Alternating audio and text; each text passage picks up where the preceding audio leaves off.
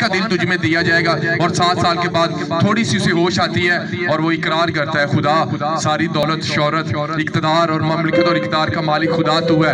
اور بائبل میں لکھا جب اس نے اقرار کیا کہ یہ سب کچھ تیرے رحم اور تیرے کرم سے ہے، اور لکھا اسی وقت وہ صحیح ہو گیا۔ ہاللیلویہ! کیونکہ خدا ثابت کرتا ہے کہ اقتدار، ریاست، سلطنت، جوانی، طاقت، توانائی سب کچھ میری بدولت ہے۔